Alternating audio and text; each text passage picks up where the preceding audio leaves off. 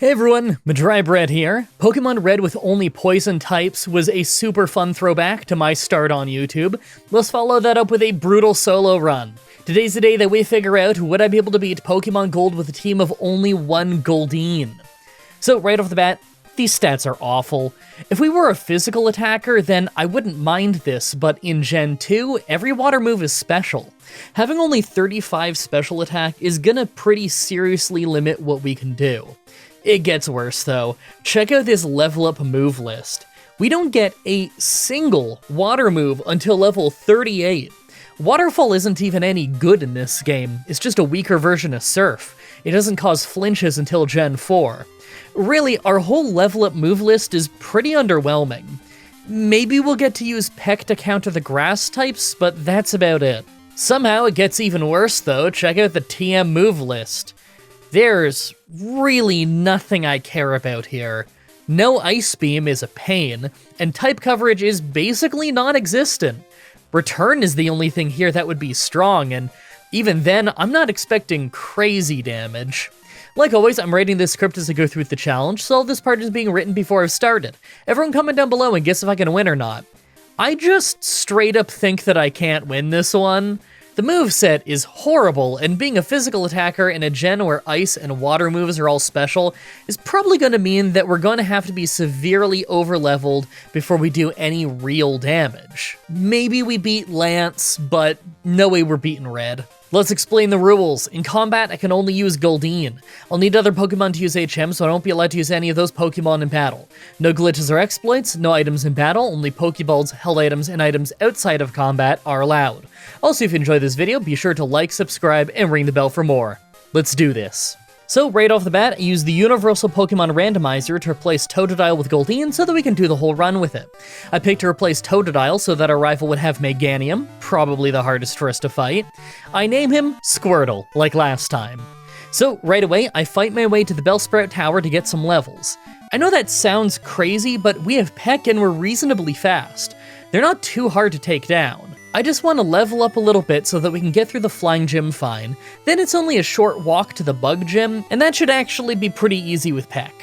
I don't even think that the rival fight will be too bad either, since Peck hits ghosts, and Bayleaf is going to be weak to it as well, although it wouldn't shock me if we just get one-shot by something like Razor Leaf. Really, I want to breeze my way to Goldenrod because I set today's day to Sunday so that I could get the TM for return. Now let's go fight our way there. First is the Flying Gym, and I made sure to get up to level 15 so that I could get Horn Attack. It hits a lot harder than Peck, so I was able to really easily beat him before he could ruin us with Mud Slap. Now I'm just hoping that Peck really is enough to take out Scyther, because it's not all that long of a walk to the Bug Gym. So obviously, the Metapod and Cocoonum were both incredibly easy, but I'm actually surprised with how well the Scyther fight at the end went. Yeah, we crit to take it out early, but even if it hit us a third time, I still think that we would have had enough health to take one more hit. That went well, but this upcoming rival fight might be rough if Ghastly is annoying enough. First try at the rival and Ghastly starts off great, just being a two-shot. We missed Hypnosis, so we were healthy going into the Bayleaf fight, but its Razor Leaf hits hard. We were in range to three-shot it, and it took us out early with Razor Leaf. I really do think that in just a couple of levels, we would win with Peck faster. Then we'd have enough health to beat the Zubat after. I mean, as long as he doesn't crit us with Razor Leaf first. Alright, so I come back at level 23, and now Bayleaf just isn't doing grass moves anymore. It failed Poison Powder and then did Reflect. It was really weird. Zubat really messed us up though. We had really awful confusion luck, so it took a pretty long time before we got the knockout. I don't like how close that was for what should have been a pretty simple fight. Alright, now that we're at Goldenrod, I give our fish a haircut and then give it the TM for return. We're obviously learning it right away because we need any strong physical move that we can get this run. Now I'm hoping that this is strong enough that we can have an easy normal gym fight.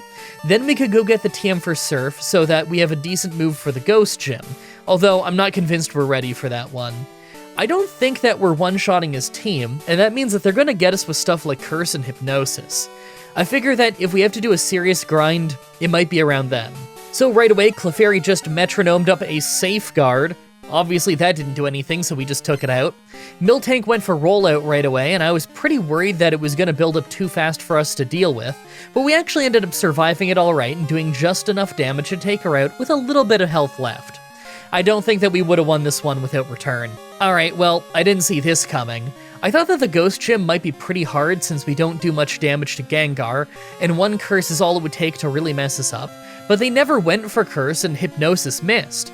Plus, thanks to a crit, we took out Gengar in one less hit than I expected. This actually went just about perfectly. Alright, the first bit of the run went way too smoothly, so it's probably about to get harder. The Steel Gym has 2 level 30 Magnemites that I could see being pretty hard until we can outspeed and one-shot them with Surf. We also have the Fighting Gym, and that might be a little weird. Surf would do the most damage, but he's got Poliwrath, so I might have to use Return instead. I would use Peck, but even with it being super effective, it's not going to be as strong as Return at this point. Then of course there's the Ice Gym, and I'm sure it'll be easy as it always is. I just really hope that we pick up a lot of levels before the Dragon Gym because you know that's going to be awful. First up is the Fighting Gym, and I had to take a few tries at this one. Primeape at the start is always easy since it just seems to use Leer every time, but Poliwrath is an issue. We're close to getting a 2-shot, but we're not quite there yet, and we just end up going to sleep or getting confused early. Plus, those Dynamic Punches hit us incredibly hard. I was kinda hoping that we could win this in a few tries, but he's just always hitting us before we can knock him out. So I think that going for the Steel Gym first might be the right move. Well, I tried the Steel Gym and we instantly got paralyzed, then we got confused and hit ourselves, and then we got taken out with Thunderbolt. Yeah, I think I'm gonna have to just fight my way to the Ice Gym real quick. I figure a few levels and we're one-shotting the Magnemites anyway.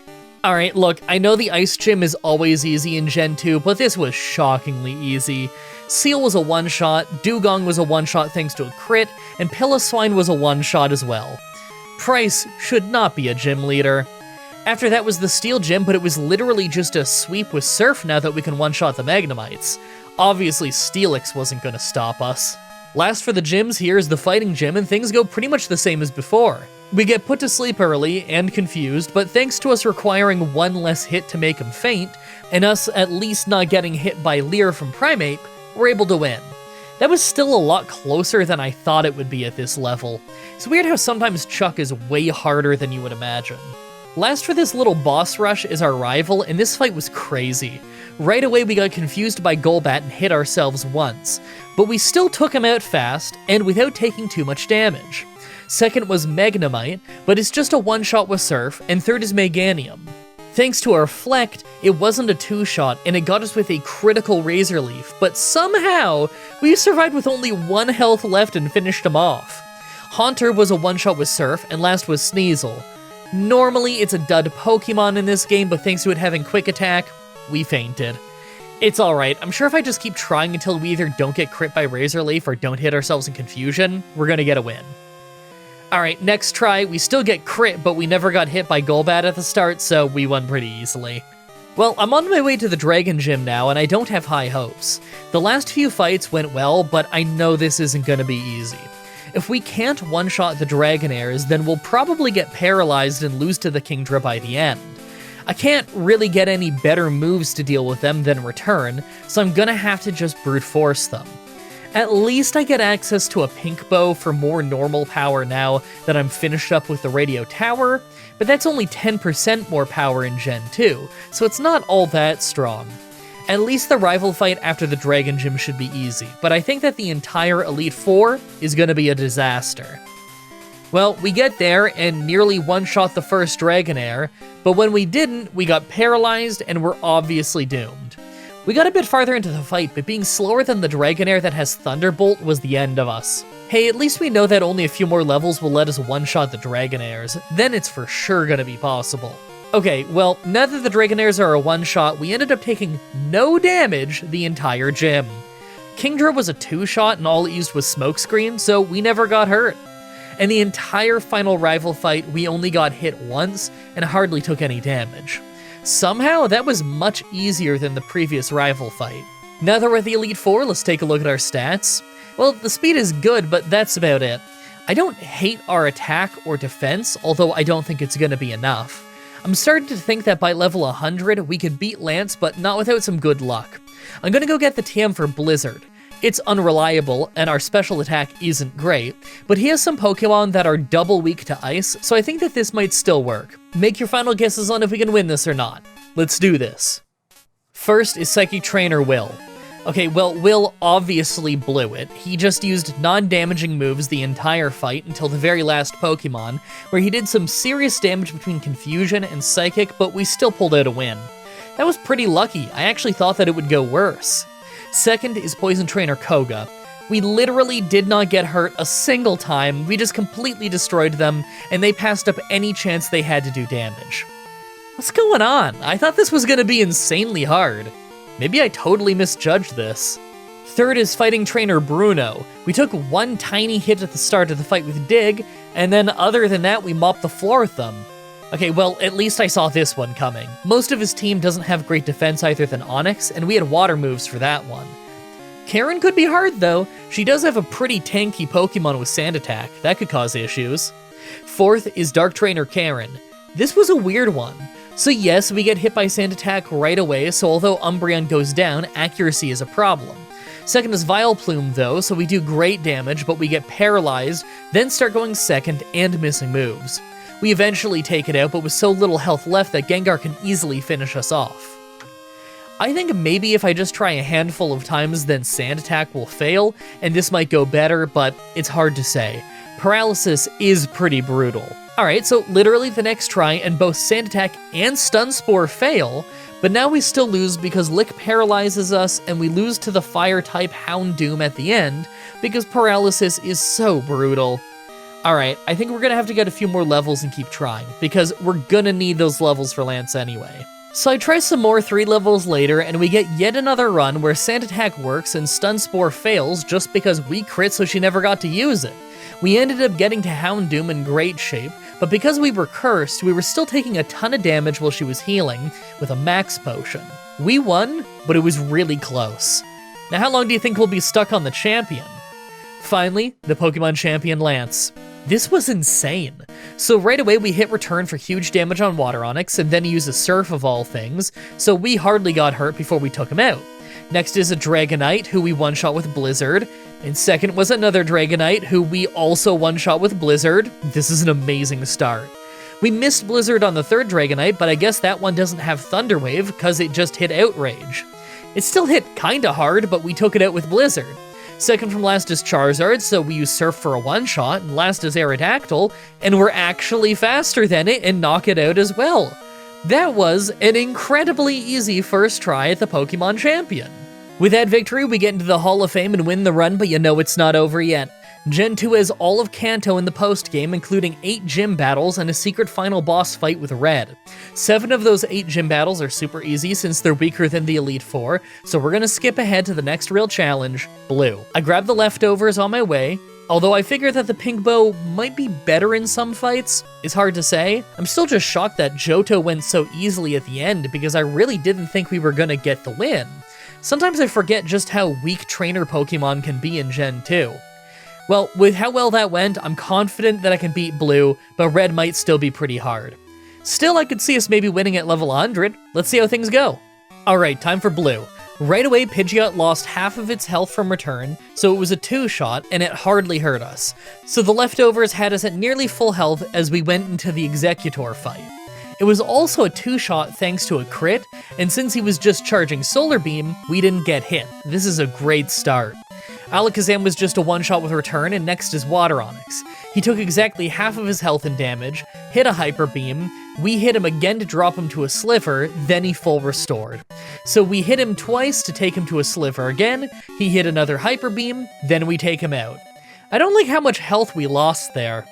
Arcanine is next, so I hit Surf for great damage, his Flamethrower hits us surprisingly hard, then he full restores and we Surf twice to take him out. Last is Rhydon, but of course he's a 1-shot with Surf, so we get the win. Now we have to walk on over to the final fight with Red. That one's gonna be pretty hard. First try at Red, and we don't quite land the 1-shot on Pikachu, so he just uses Thunder, but we lucked out and he missed. We got him to waste 2 full restores before we knocked him out, but next is Venusaur, and obviously this is a problem.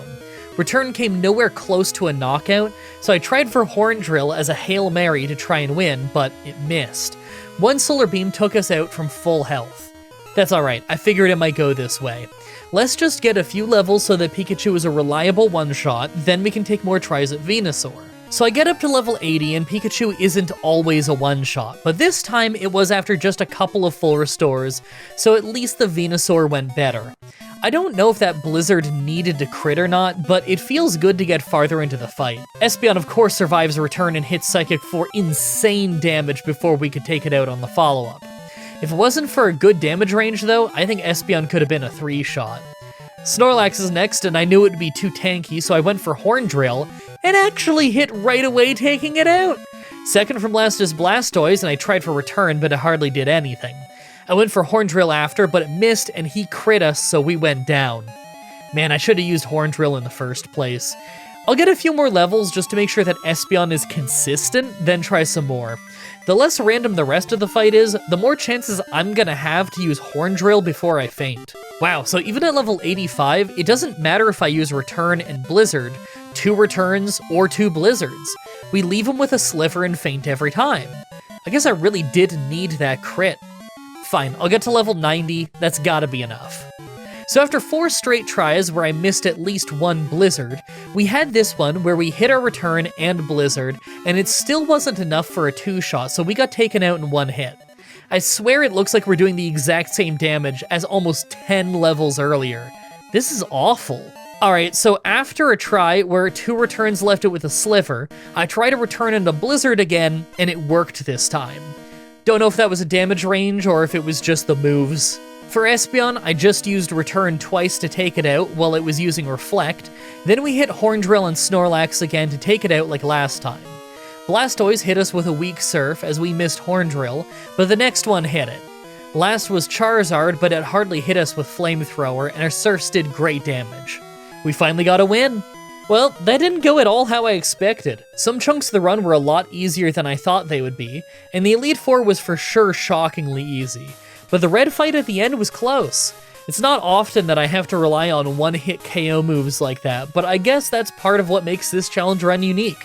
I really hope you guys like that run. The next Pokemon challenge will be up next week on Saturday like usual, with Pokemon Emerald with only bug-type Pokemon. Very excited for that one. There's a lot of really cool bug Pokemon in Emerald. As always, I'm looking at your suggestions in the comments in the challenge request section of my Discord channel and on Twitter. Subscribe, ring the bell, stay tuned. Outro time. Okay, if you've been listening to these outros, you know that I've been struggling with this whole credit sequence thing, and I asked people, hey, if you can render it out, let me know. Now, as expected, I got a whole lot of messages from people who literally opened by saying they have no editing experience, or they haven't rendered this out, or they don't use Adobe Premiere, and then they gave me their ideas, and it was mostly stuff I cannot use at all, which is why I was so specific. Please only contact me if you have Adobe Premiere, the newest version, and you can render out a credit sequence of 500 names. Because I also had a lot of people pointing and saying, hey, this other Pokemon YouTuber has a credit sequence, ask them. And I go and check their credit sequences, and either it's not a credit roll and is thus completely different, or also, every single time someone pointed me at one and said, go check them, their credit sequence is like 30 names. 30 to 50 names. I have over 500 names now. But I did get literally one email of someone who was able to get a list of 500 names and was able to render it in Adobe Premiere, the newest version. And what they did was they broke it up into, they did it in Photoshop, they broke it up into 5 images of 100 names each. They didn't put any special formatting or effects on the text or anything. They say that that may have helped. Which, yeah, that's totally possible that it would have, because when I tested this stuff, I was testing it with, like, my font that I like to use for everything, you know, with, like, my colors and my effect and the outline and all of that. And so that could cause some performance issues.